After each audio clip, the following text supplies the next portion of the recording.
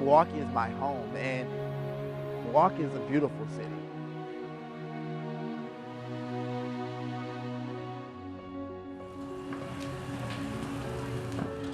It's not the Milwaukee that anyone wants to see. We decided that we were going to come together as people who were affected by gun violence to get our word and our message out of how it has affected us.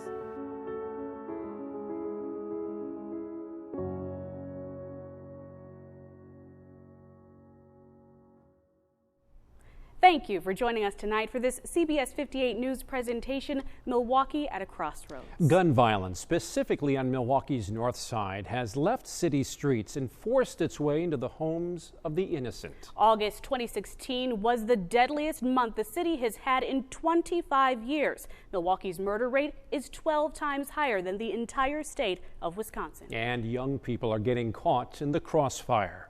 Over the years, we've shared with you the stories of families touched by violence, but for the first time, we're bringing them together. We asked 5 families to talk to us and to each other about what they've gone through and what they think will heal the community. It is an important time. Nearly 1 month ago, rage consumed the Sherman Park neighborhood after a man was shot and killed by a Milwaukee police officer. The investigation into whether or not that shooting was justified is still ongoing, but that action sparked an uproar, and tonight, our conversation starts there. Violence does not solve anything. There should not have been any rioting and looting. We should have all came together to let them know that we're going to stick with each other, because that's what we have to do as a community. I'm not saying as white, black, Chinese, Latino. I'm saying as humans. We should all stick together because we are all in this together. If you want to be heard, speak your words, not tear down. Why would you tear up your own community anyway? I don't want you to tear up any community. You gotta wake up the next day and look like, look what we done So now did. where we gonna get gas at? And then they feel satisfied though. 4 blocks down because to go to the store. I'm like other people. I don't even think it was the people in the community that did that. I think some outsiders came in and seen some stuff. They feel satisfied to see that they burned this down, that they burned that down. No, they don't. You know why? Because half of them be getting caught. They don't feel satisfied. Feel stupid. Why would you feel satisfied? Now, where you gonna get gas at? Right. I don't know why they felt satisfied after they seen it, but to them, they made history. I'm gonna say this, and this is honest, and this is honestly the way I feel, and I'm pretty sure people are not gonna like what I say, and that's okay. So I get why they are outraged. But I did not see one person rioting or looting for any of these situations. So what are you outraged for? Are you not outraged at a child's death? Are you not outraged that a 9-year-old, a 12-year-old, a 13-year-old, you not outraged about their deaths? They just gave you an opportunity to be a criminal out loud. And how do we look to the outsiders? Look towards the law when people like the sheriff, he talked down on what happened on Sherman. You know what I mean? Who is our protectors? Who could we call upon to help us? And that's why a lot of people is taking it in their own hands because I can't call them because they just gonna harass us and shoot us down anyway. I don't think all police are bad. Me neither. And our situation, in our situation, we've encountered some wonderful men and women. There are bad ones out there, as we all know, but there are some wonderful police officers out here. How do you think we fix the animosity between the community and the police? Let them be heard. Let who be heard? Everybody. If I'm tearing up something because I want to be heard, hear them. Hear what they have to say. Because you in a blue uniform, that don't mean I have to respect you. But if you show me that I'm worthy, I can guarantee you'll get the respect from everybody in that neighborhood. You'll hear much more from those families in a moment, but first, what happened in Sherman Park has generated debate. Is there animosity between the community and police in Milwaukee? We spoke with law enforcement about this. In fact, Michelle McCormack sat down with Milwaukee police. Mike, Chief Ed Flynn tells me that public-police relations are far better than they're being portrayed, and he hasn't given up hope just yet that Madison will help Milwaukee curb gun violence. Have you attached a motive that you can identify to the unrest we saw in Sherman Park? Was it racial in nature? Was it police versus cop in nature? None of the people from Sherman Park participated in that rioting. None of them. That was not a Sherman Park riot. What happened is social media was used to rally a number of people who were criminally involved to the scene of that officer-involved shooting. And that crowd turned hostile almost immediately. Now, part of the problem was the officers had to wait a couple of hours for the medical examiner and the State Department of Justice to show up to the scene, so we couldn't clear the scene rapidly. That created an opportunity for those whose values were antithetical to law and order to rally to the scene and to engage in law breaking. Some say the war on drugs didn't work with mandatory sentences. If we launch a war on guns, aren't we facing the same possibility that it will be an overreaction? Well, I think the difference is the following. You know, it's pretty well established that people of all social and economic classes want to get high on something or other in roughly equal proportions. So the challenge on the war on drugs is trying to enforce laws against things that people very much want to do to change their consciousness, a little bit like prohibition. Illegal gun carrying is a predicate to committing a crime.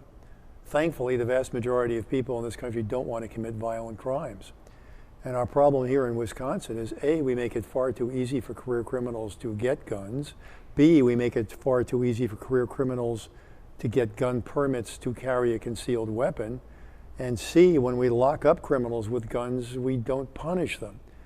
And if that's conduct we want to deter, then people have to be more afraid of getting caught with a gun than getting caught without the gun. Because right now, the penalties are very weak.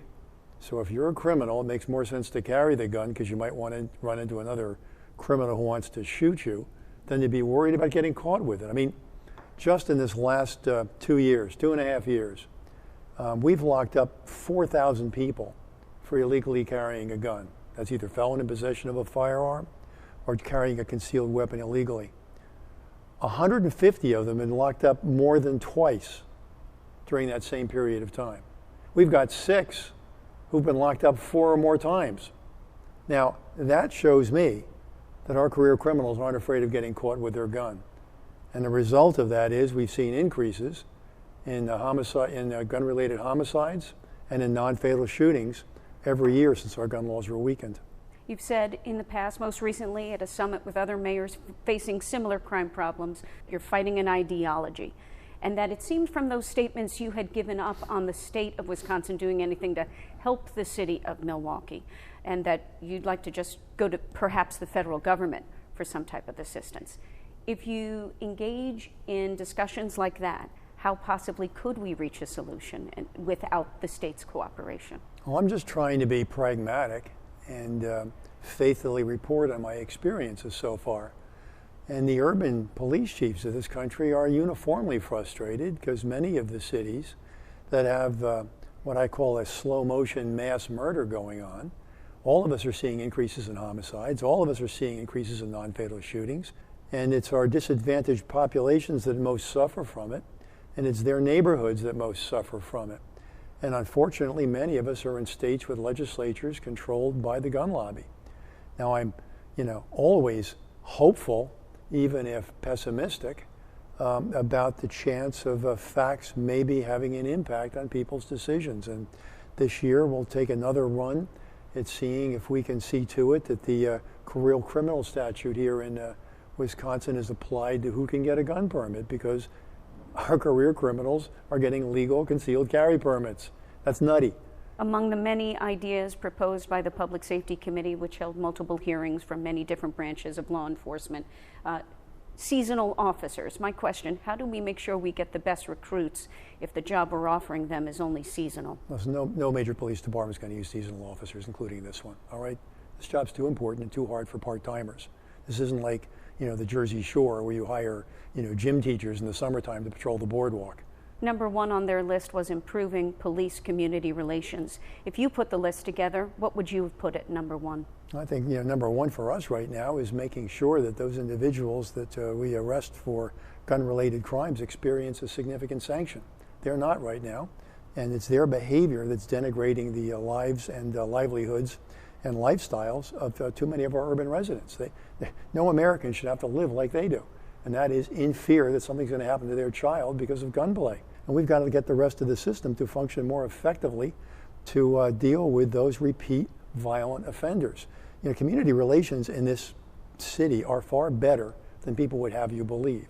You know, Fire and Police Commission did a survey 2 years ago that measured the community approval of the department, and it was over 80% citywide and over 2/3 in the African American community. And that survey was given during the height of the protests around the Ferguson incident. Given the situation you're laying out for us now, then are your officers' lives in danger more than ever before?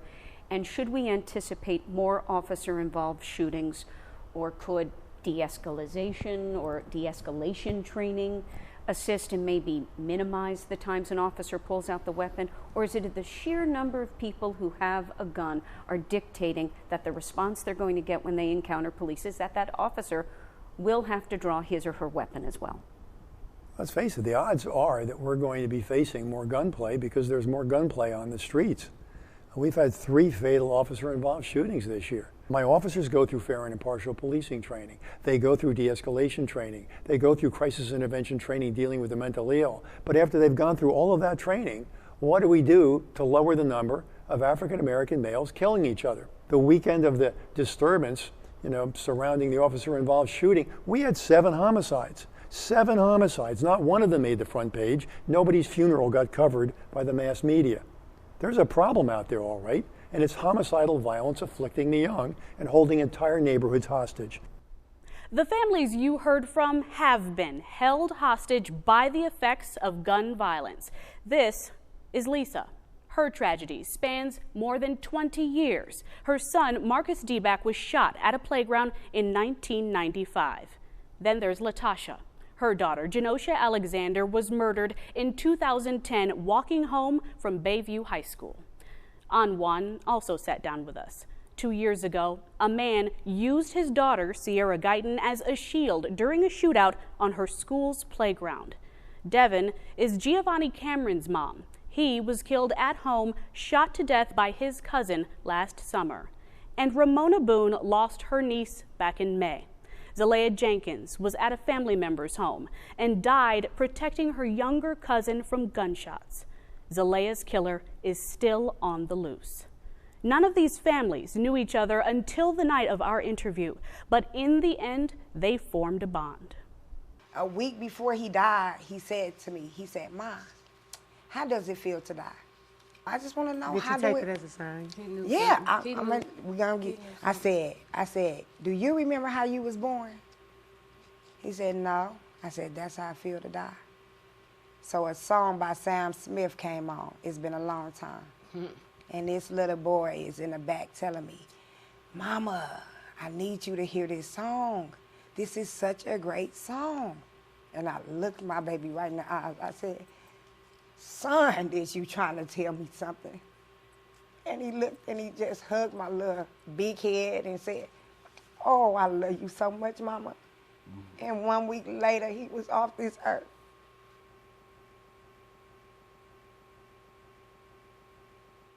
I had no identity because I didn't have a name. My name was Marcus' mom.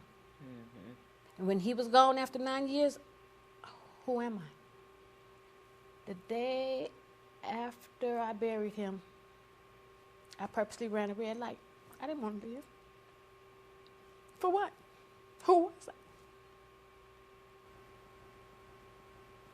What were you feeling at that moment? How do I describe it? Like someone took your heart out and just jumped on it, jumped on it, jumped on it, and told you now try to use it. Yeah. Just hollow. You don't feel. Exactly. You know what I mean? You just don't feel. You don't think. You know. You don't. You just don't. You just in the emotions. You're going through the motions. You're going through the motions, but maybe I should do this. Maybe I should retaliate. Maybe I should be just as ignorant as they was, and go take one of their family members, which would be silly, which would be not acceptable, but that's where your mind take you. You think in your mind like, why do his daughter deserve to play at the playground? You think of things like that. Not saying that it's good, but that's what goes through your head. That's a part of anger. my feelings was bottled up for a long time because wasn't nobody, I was always the shoulder, right. You know, through the whole situation. Everybody was leaning on me, you know, so when it comes to time for me to, you know, to lean on somebody, it's like, who am I gonna go to when I'm the head of the household? What are other people's outlets? At first, I tried to go crazy. I literally told my family, like, yeah, I'm getting drunk today. Yeah. I didn't sleep in my bedroom. I slept on the couch because I wanted to be by the door. I tried to keep my boys from going places. I was scared to send them to school because, heck, she was coming from school. 2011 and 12, I mean, I was a basket case, real life. But I, you know, like I said, my case was a lot different. I saw a psychiatrist for 4 years. With the help of him and the Lord, like I said, you never forget. You just learn how to deal with it. What about everybody else? I became a gardener. I hate bugs. I hate the grass. I got bad allergies, but that's my outlet. I get to grow flowers in her place. So that's what I do different. I gambled. Big time. Vegas style gambling. And you all never had these addictions before your kids were killed? Oh, no. I ran track. I was on the way to the Olympics in world class. But that, I was done. With all of these, and I really didn't want to bring this up, with all of these shootings from the cops, we can't trust them. We're being judged, and if you continue to treat them like criminals, they're gonna act out like criminals. And that's the only thing you can accept from us. Yep. So you're saying the police, some police in particular, should just back up a little bit? I think what it is one, the police is misunderstood because of those bad people that are killing these unarmed people. They're looking at the uniform. Yeah, they're looking past, because I mean, when all of this happened, I looked past the uniform because, you know, they were human, and they shedded a lot of tears that night. One Milwaukee police officer who has shed tears is Captain Shante Boston Smith. Smith met 9-year-old Zalea Jenkins just 1 week before the little girl was gunned down. Marshana Hester shares Smith's story of guilt, frustration, and getting back on the job. It was chaotic. There was rounds everywhere, in the home, on the street. It's not a movie, but real life in Milwaukee. This is somebody who has lost their baby. An innocent child lost during a reckless gunfight near 15th and Meineke. She was hit by a stray bullet while inside a home. On the scene, a young girl is a witness to the crime. She's someone District 3 Captain Shante Boston Smith recently met, and it's that familiar face who told her about the victim. When she described her, I knew exactly which one it was. So it was Zalea. And that was actually the first time I had found out what her name was, because before that I didn't know none of the babies' names. 9-year-old Zalea Jenkins was legally pronounced dead more than a week later, 1 day shy of her 10th birthday. Months have passed since the tragedy, but it's still hard for Boston Smith to talk about. Do you feel like you failed Zalea? Oh, yes, 100%. We failed her. Days before the shooting, the 21-year veteran of the force played with Zalea and a group of kids during a neighborhood walk.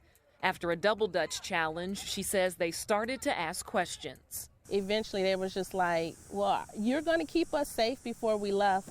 And I'm like, yes, that's my job. We're going to keep you safe. Breaking that promise crushed Boston Smith, sending her through a wave of emotions, sometimes fighting to hold back tears. But what it does is say, okay, that mistake was made. What we're going to do to make sure that that doesn't happen to another baby in this city. That's what we do. Boston Smith says the department reevaluates its strategies often, but in every case, solutions to the daily violence begins with addressing root causes. getting families help, and making sure children are shielded from the long-term effects. I want them to understand that this is an isolated incident and that you can be safe in your home. The community is offering a sense of protection, too, by building a peace garden where the shooting happened. Shout out to everybody. It's a beautiful day. Boston Smith says it's a symbol of hope for children who are the future. She grew up in Milwaukee's inner city, too, and is now fighting to stop the kind of crime she saw in her neighborhood. It's my responsibility to make sure that children can grow up in these neighborhoods without running into the local drug dealer, not just in those areas, but all the areas. That's my responsibility. A strong support system of family and colleagues helped Boston Smith get through these 4 months. It's fueled her passion to work harder, better equip her officers, and form relationships with the community to reduce fear. Yellow police tape should not be the norm for a child to see. And 6 words will forever hit home for Boston Smith. Would you say that exact same thing to another 9-year-old young child that you came across? Do you feel confident in saying that we're going to keep you safe? I feel confident in saying that's what I strive to do every day, but I wouldn't be confident just saying that word, those same words. No. In their discussion, the families say it's too easy for someone to get a gun and use it recklessly. They're frustrated and struggle to find a solution. But I'm angry that nobody thought for 1 second in broad daylight that bullet can affect somebody else except for the person that you're shooting. They never thought of that. And every day I walk, every day that I look around, I think that person's a murderer and that person's a murderer because nobody has stood up and said, I did this, whether you did it on mistake or not, whether it was an error, whether I don't care if you did not try to, you didn't mean to. I don't care if it's eating you up inside. Stand up and say you did it because our mother has the right to look you in the eye and tell you that you have affected her life. A lot of people let the gun do the thinking for them. Right. Absolutely. So it's not the gun. The guns aren't human. The guns don't have brains. You have to use the gun. You know, so it's the not person the carrying the the gun. person carrying the Absolutely. gun. You know, a lot of people put the blame on the guns. It's the people that's using them. And in my case, with it being a 13-year-old holding that gun, it makes me feel like, how did he get this gun? How was he able to find a gun in the park? Why was it so easy for him to pick up a gun? Because it's easy bring for it to anybody my to home? get a gun anywhere. Right. Are guns the problem, though? No. No. The people are the problem. Because the lack of knowledge. Right. That and I don't know if I'm not going to say it's really. I can't blame it the upbringing because some people come from good homes and still act badly because they peer pressure. So, and that too. I just think people think at the spur of the moment and not really think about the consequences. Think about the effect that it's going to have on somebody. And it truly has affected all of our lives. The youngest don't realize the consequences of what's happening next. They don't think about the next level. They think about the right now. Yep, that's what it is. They are in that moment. And they're so angry. Like you said, they're fighting over baby clothes. They're so angry at that moment, they don't even stop to think. What do you all think is the solution, as parents who have lost kids or just family members who have lost kids to violence, what do you all think is the solution to gun violence in Milwaukee? I don't have any solutions. I mean, we should get the gun out of the criminals' hands, but that's hard because you can get them anywhere. In our journey to get to the core of the problem and find solutions, an obvious stop is gun court. Started in 1999 by District Attorney John Chisholm. The last time we reported on it in 2013, it was averaging a caseload of at least 5,000 annually. That hasn't let up, and now they have 2 new prosecutors for a team of 6 with the sole purpose of getting violent offenders off the streets, but doing it in the right way.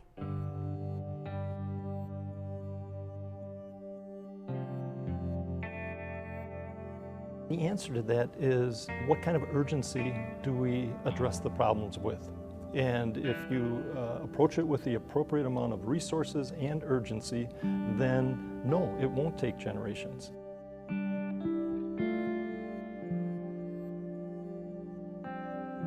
Studies are the exact opposite, and that is that the low-risk offenders, if they're appropriately dealt with, they do not go on to commit higher crimes. It's fascinating. What they've actually found is that if you treat low-risk offenders like high-risk offenders, they become high-risk. And it kind of makes sense. You take somebody that's a low-risk offender, you lock them in a jail cell with somebody that's a high-risk offender. The high-risk offender isn't going to become a low-risk offender. It's going to be the other way around. How we address youthful offenders, that's a major concern of the community right now. And and I've heard the same calls that you've heard, is that we have to just crack down on them. We have to send more of them to jail and prison.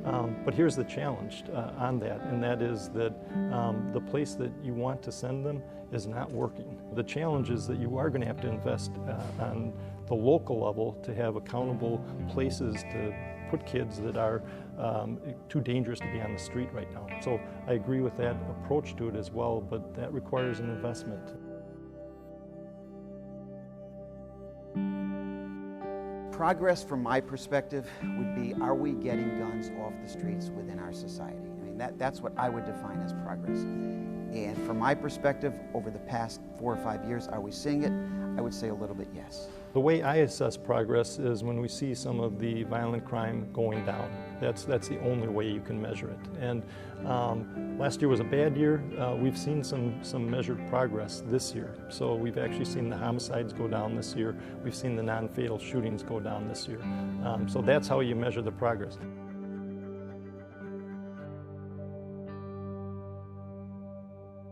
Each offender has to be sentenced on their particular case. You can't say that every person who possesses a firearm after having been convicted of a felony should be given X number of years. You simply can't do that. Our federal courts have tried several times to have mandated penalties, mandatory minimums. And the court system and even members of Congress now have basically spoken out against that. It simply doesn't work. The message I send to people is that if you want a system that treats people fairly, effectively, and that we achieve the result of making sure that we're keeping people safe, but doing so in a way that respects your civil liberties, then that's why you want me in the job. If you want somebody that's going to send messages all the time, you're going to end up in trouble. Who do you all blame the most for this? Besides the criminals? I don't blame anyone. Yeah. Destiny blames herself. You're accountable for your own actions. Yeah. You know, you was responsible for that. I can't pulled blame that nobody trigger. else. The young man who shot and killed my daughter 2 years prior, he shot his own cousin in the back at a family reunion, and to come to find out, it was the same gun he murdered my daughter with. But how was he walking around? That's why I could have blame. Because at the time that he shot his cousin, he was a minor. The judge didn't feel fit in charging him as an adult. So who do we hold accountable? Especially when these are repeat offenders. My daughter was his 23rd count. Oh. He sexual assaulted the cops at the police station once they had him in custody. He tried to play crazy. That day that he killed my daughter, he actually pulled a gun on his mother. Mine was out on probation. The ones that shot my son, he was out on probation. See, that's what I'm saying. We blame the system. When you hear those families, it obviously points us in the direction of the Milwaukee County Courthouse, where Chief Judge Maxine White agreed to meet with us. Do you understand when these families say they feel the system has let them down because a violent offender with a record is out on the streets only to hurt or kill again? I understand completely when someone is suffering from a tragedy. Absolutely.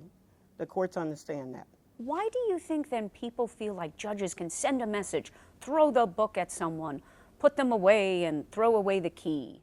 I think that people expect our entire system to respond. The court is the one who's like the overseer of the process, the one that imposes the rules of law and makes certain that everybody get a chance under the rules to make their presentation so that a fair and just outcome is reached.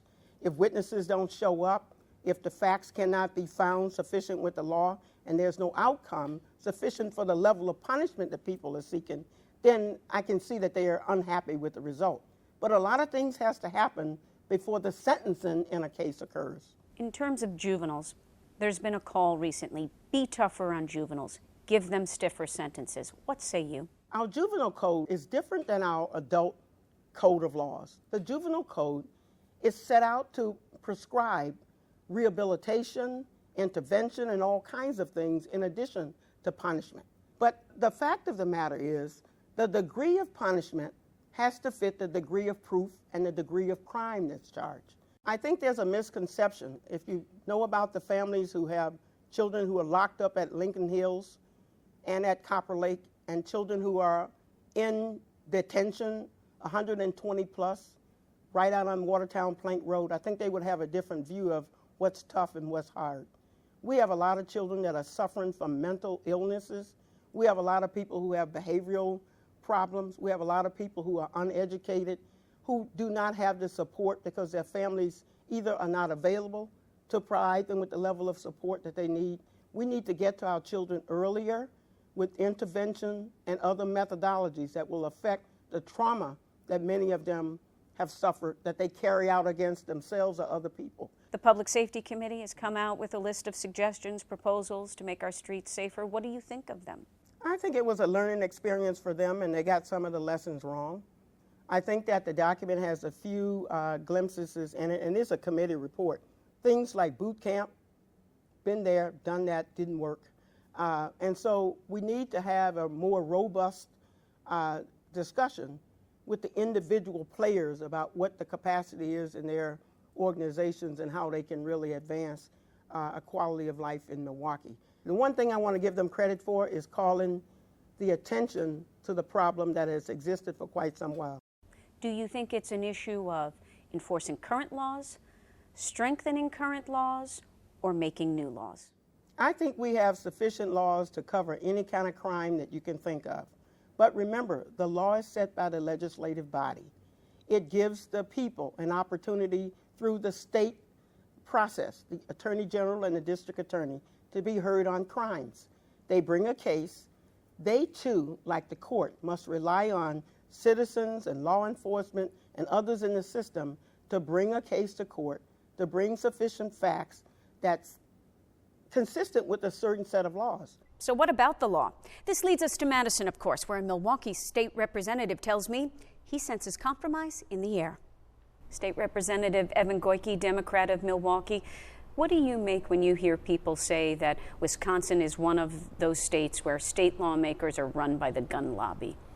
Well, I've seen it. I've witnessed it. So that is happening in Wisconsin? I think it really is. We have struggled to have meaningful debates in Madison, in the state capitol, on gun policy. And that's because you think your colleagues are controlled by the gun lobby? Well, there's something that prevents this debate from happening. So how can we anticipate that when you all gather again in January, we'll even get close to having a conversation about tightening the concealed carry permit law? Well, I think we can't continue the status quo. We can't just have the number of gun homicides that we have in Milwaukee and in Wisconsin. It's unacceptable.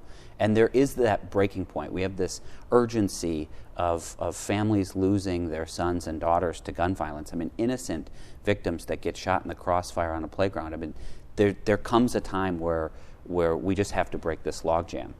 This is the difference, that when I'm sitting in my committee, we've debated gun policy about allowing people to carry guns on a college campus or on a school grounds. There are some of my colleagues that see a hero, somebody that could step in and see something or save something bad from happening, and others that see maybe somebody with a bad intent. Those are two images that are as different as the parties, but I think there's got to be common ground there, that there's got to be some way we can reconcile it, and it starts with this dialogue. While work continues in Madison, discussions are also taking place at the federal level. Here's my conversation with a congressman who's been serving Wisconsin's 5th congressional district since 1979, Republican Jim Sensenbrenner. What went through your mind as you watched the images of unrest in Milwaukee the weekend of August 13th and 14th?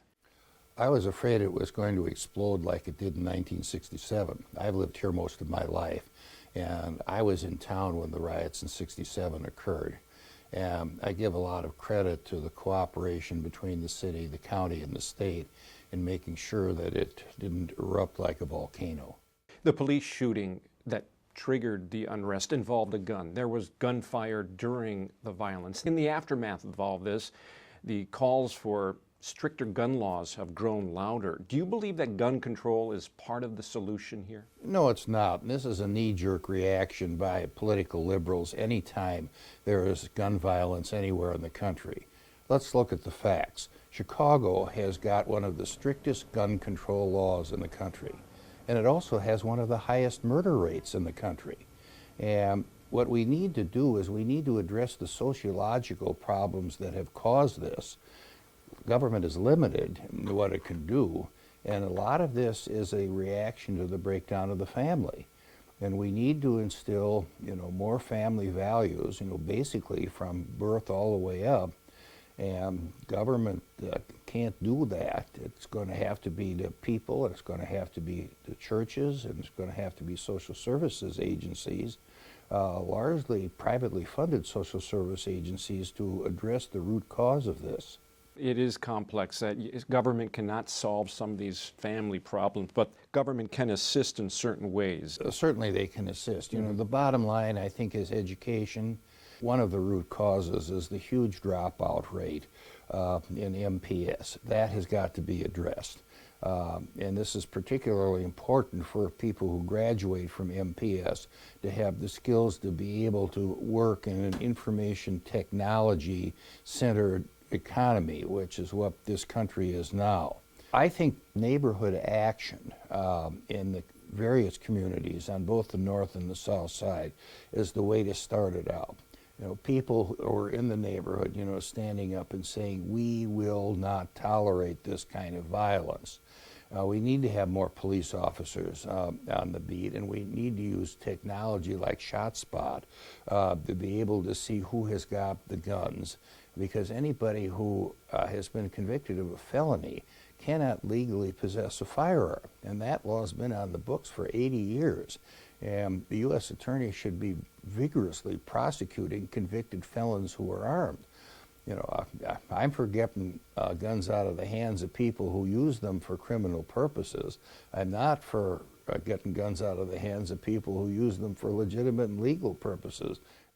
This special is about trying to solve the issue. If you could ask community leaders for anything to solve the problem of gun violence, what would it be?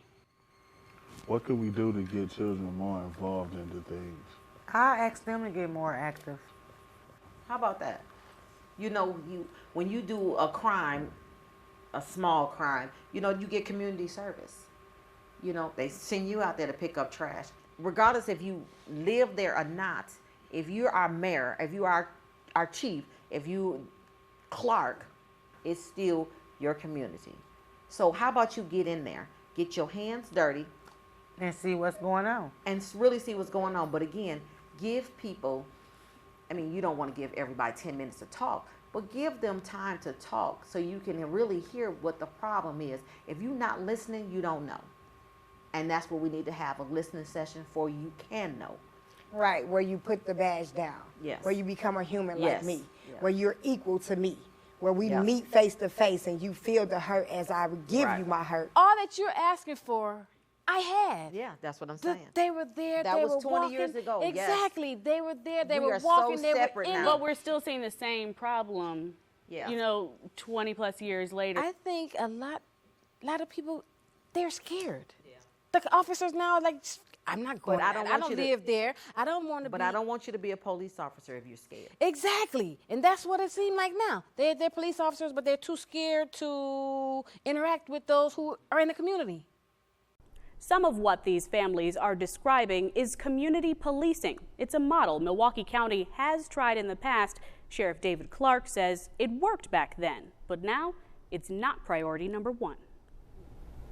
A lot of people say that one of the keys to that on the policing side is community policing. Officers getting out into the community, getting to know the people that they're serving, which is one of the goals on the Common Council's public safety plan. What do you think about that model, and how could it be applied to, you know, the Milwaukee Police Department along with the Sheriff's Office? I believe that it can work.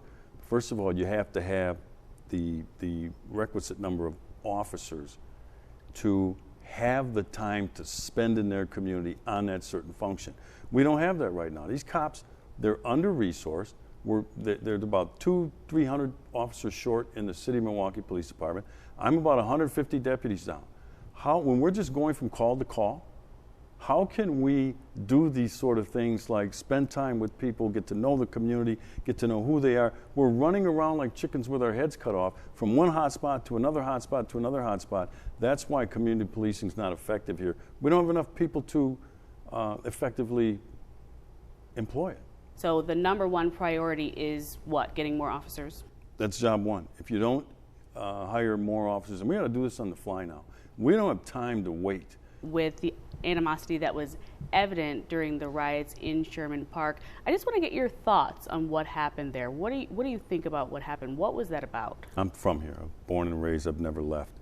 I've been seeing this thing brewing for decades, and I've talked about it incessantly. I've been at this station not too long ago in May talking about the same thing, the urban pathologies. Those are what cause riots. You have entrenched poverty, generational poverty, people can't escape it. You have a failing public school system. You have dysfunctional homes. You have massive unemployment, especially with black males in the city of Milwaukee. You have some questionable lifestyle choices for our young people, like joining gangs, selling drugs, using drugs, so on and so forth. Those are the ingredients. That's the volatile mix that simmers below the surface. People get angry. They get upset, tension builds for whatever reason, and then all it needs is a spark.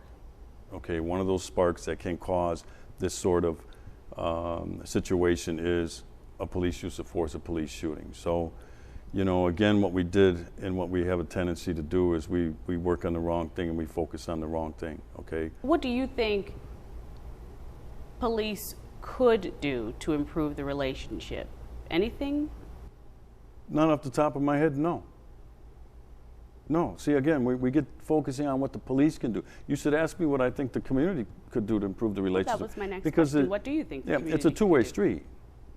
All right, that's what it is. I mean, and somehow the people have to meet in the middle. If you could lead the charge to fix the issue of gun violence in Milwaukee County, what would be the first 2-3 things that you would do? Well, again, I'll bring this back to, you say gun violence. I call it culturally dysfunctional behavior. That's what it is. It's not about the gun. It's about the behavior. So, there's got to be a change in behavior on the part of the individual. Our young black men have to start making better lifestyle choices. That's the self-criticizing I'm talking about. I should be able to criticize my community. Say, hey, you got to make better lifestyle choices, young man. And I do this all the time. And here's how you do that. You stay in school. You embrace education. Get yourself a job somewhere. You have kids, young man, raise them. Get actively engaged in their development. This is what I would do, is I bring a change of mindset instead of this mindset of let's grow the underclass, let's grow the government dependency that we have here in Milwaukee County or the city of Milwaukee.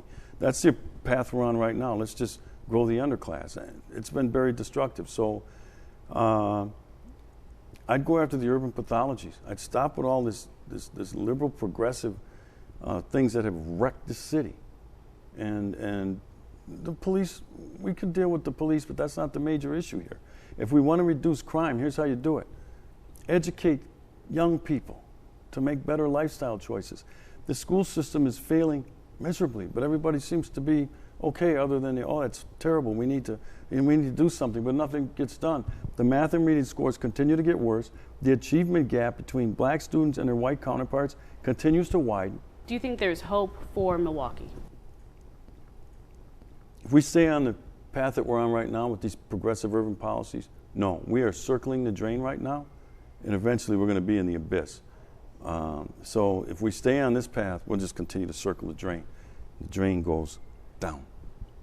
The need for more officers is something Sheriff Clark, Chief Flynn, and Milwaukee's mayor all agree upon. And recently, Mayor Tom Barrett announced the new budget will put a lot more Milwaukee police officers on the streets.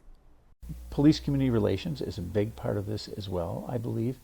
And I want this to be a community where our residents can work with and respect their police officers, and where our police officers can work with and respect our residents. It has to be a two-way street. For these families, they would probably say, as mayor, the way to do that, what's the first priority? Well, you have to have a strong and adequate police presence, and we will have a strong and adequate police presence. That's that increase in our police budget. What do you think the main problem is that contributes to the increase or the continuance of gun violence in Milwaukee? We've got more pockets, and they're not small pockets, of incredible poverty. And what's happened here in southeastern Wisconsin is, and I don't know if this was intentional or unintentional, whether it was government-driven or private sector-driven, but we have the lion's share of low-income people concentrated in a small area. In fact, if you look nationally, we have the second highest concentration of poverty of any major metropolitan area in the country, second only to San Antonio, Texas.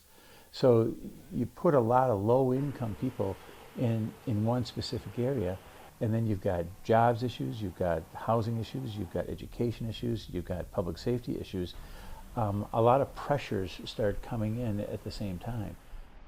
More officers is only one part of the equation. Many times, community leaders create glimmers of hope through programs or initiatives to fight gun violence. And as our Bill Walsh explains, the city's Office of Violence Prevention already has a plan in motion.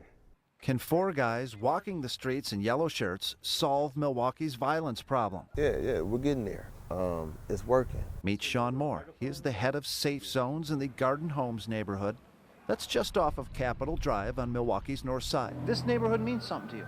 It means a lot to me. What does it mean to you? This is family. This community helped raise me. You know, I owe this community my life. Safe Zones is about violence interruption. If a beef or dispute is happening in this neighborhood, Moore and his crew know about it. We know about what's going on in the community, and everybody let us know what's going on, and it's just natural life. I know just about everybody. And the new residents, I make it my business to meet them. And they make it their business to mediate or settle that dispute before it leads to gunshots. Most homicides are a result of something minor. But if violence does happen, Safe Zones will go to the victim's friends or relatives and try to stop any attempt at revenge. It's based in a public health approach and basically understanding that violence is something that's transmitted, just like a communicable disease, right?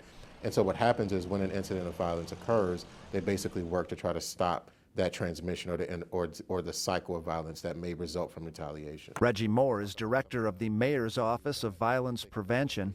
He says Safe Zones is not a brand new idea. It has been implemented in a range of different communities and cities, from New Orleans to New York to even Baghdad. It's been heavily researched. It's also based out of Chicago, where gun violence is historically bad this year. That might make you think to yourself, how can this idea be so great then? Well, it was never meant to be a cure, but it can relieve the symptoms. One of the things that we find is that even in high violent communities such as Chicago, in the neighborhoods in which cure violence is located, they see a significant lower rate of homicides in other parts of the city. What has some people excited about Safe Zones is how the program is engaging Milwaukee's youth. Some of the youngest ambassadors are 17.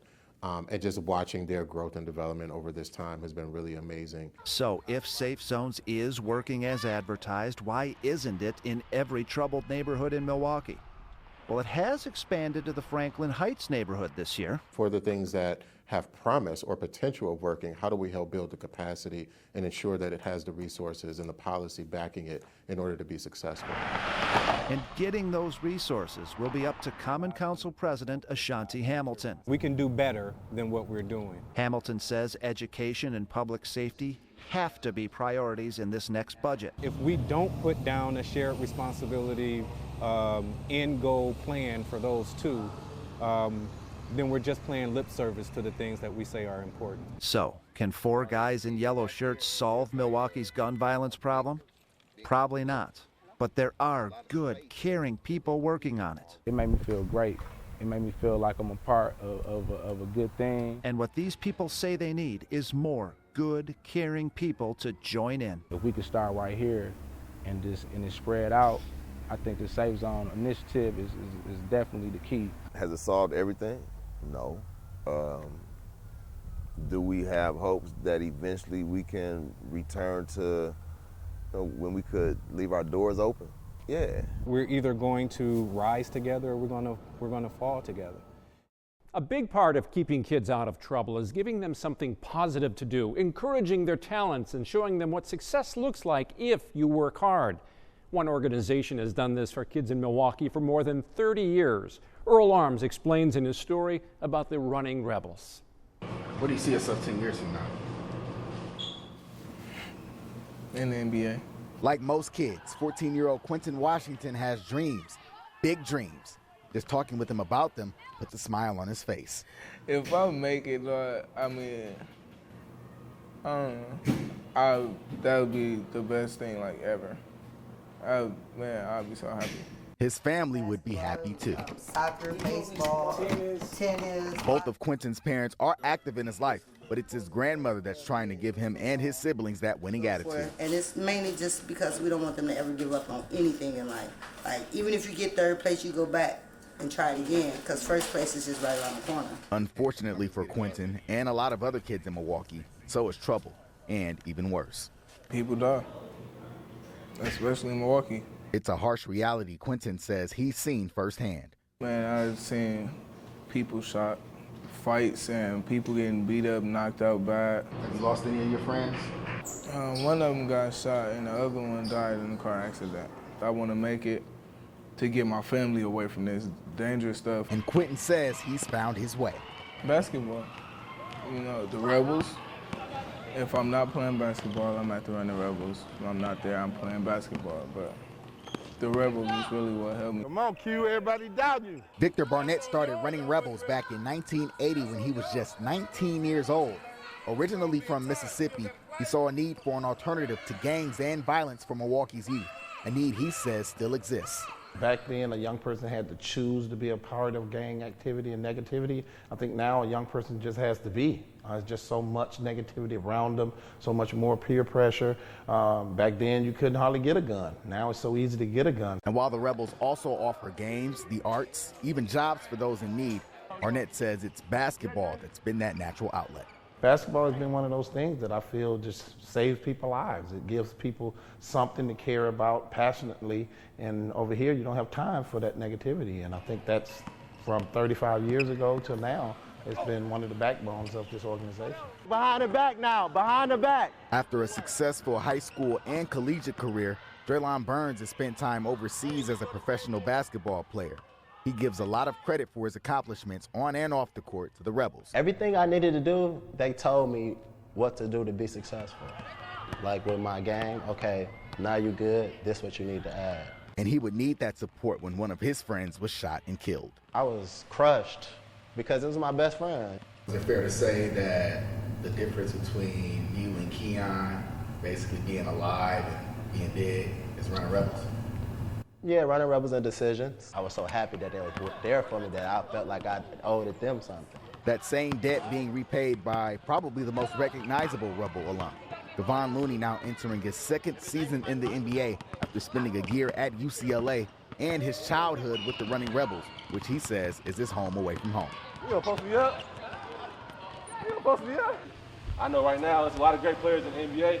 They got great attitude, so they ain't having that, you having an attitude playing basketball anymore. It's not acceptable. We tell our coaches that if you're not ready to be a mentor and be involved in a young person's life, you won't fit for this organization. So forming that relationship, bonding with young people, becoming a big brother to them, now I'm able to better direct them and help them make better choices in life. And no matter how that message gets across, oh, good move, baby. It's one of positivity that gets passed down from one generation to the next.